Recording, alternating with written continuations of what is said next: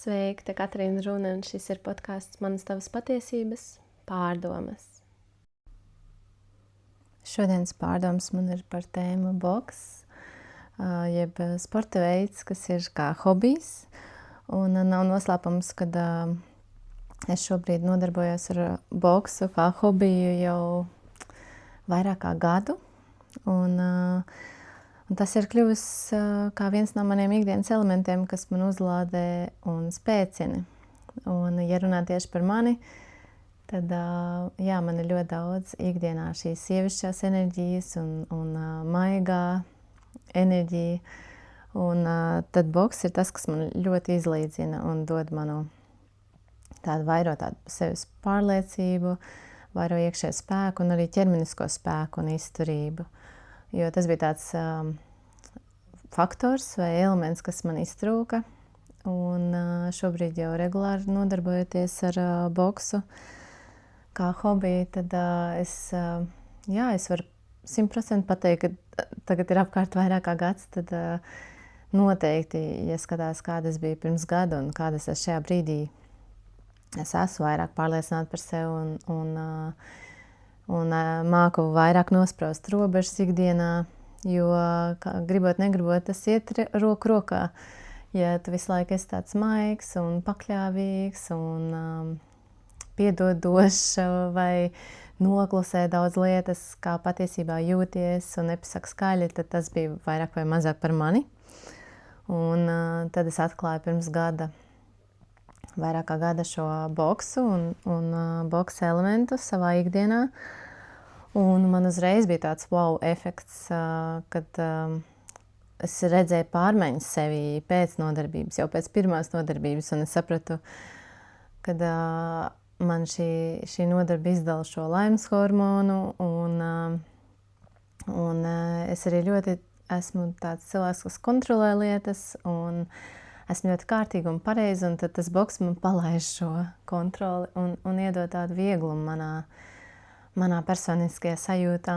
Un tad es arī ar vieglumu eju savā ikdienā, vai kā tad es komunicēju citiem, vai arī kā es pasniedzu jogu, tad es ļoti jūtu, kad ja es esmu bijusi regulārā jogas šajā boksa praksē, tad arī mans jogas izmainās ar to, kad es vairāk plūstu, vairāk ļaujos tam mirklim un vairāk baudu to procesu un nevis sakoncentrējos, kā būtu jābūt.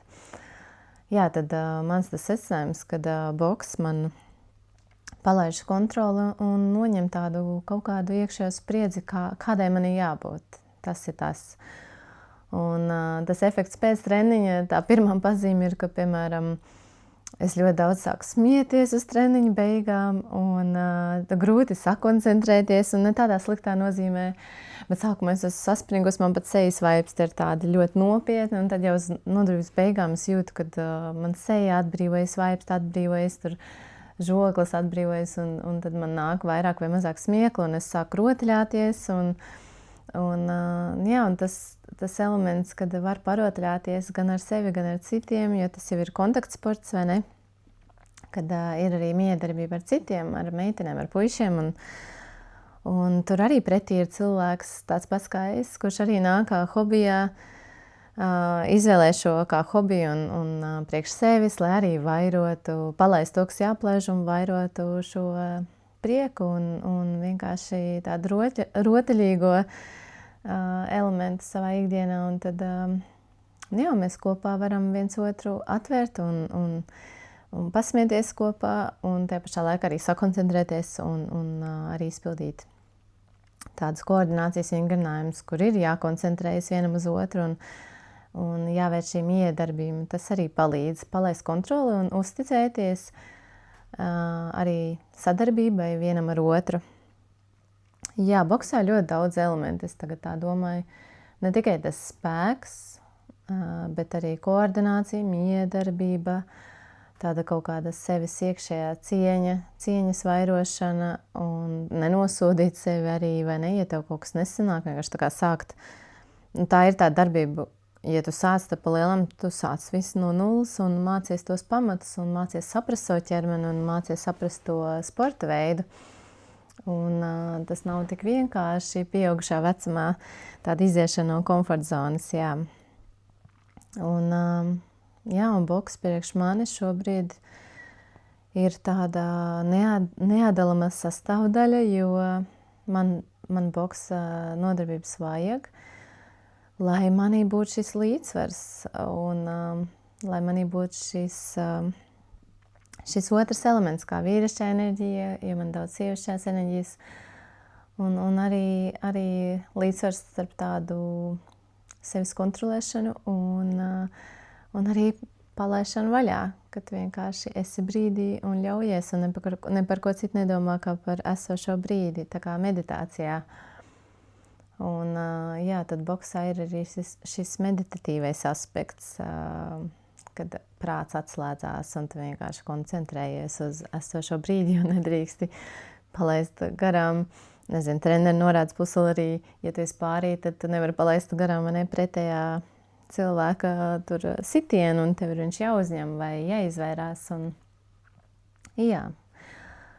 Šis ir tāds mans ikdienas elements, kas man ļoti palīdz un iedvesmo, un no sirds novēlu arī citiem un jums pamēģināt reiz mūžā kaut ko jaunu, izaicināt sevi kādā citā sporta veidā vai citā jomā, jo tas viss vairo tādu, šo dzīvošanas elementu un prieku un neuztvert sevi tik nopietni arī, un tu vari pieaugušā vecumā uzsākt jaunu hobiju vai jaunu nodarbību, un to es tiešām novēlu arī jums. Padomāt, vai cik jūs bieži iziet no komforta zonas, vai cik jūs bieži ļaujaties šim rotaļāšanas elementam un neuztvert sevi tik nopietni un vienkārši būt esošajā brīdī, miedarboties ar citiem.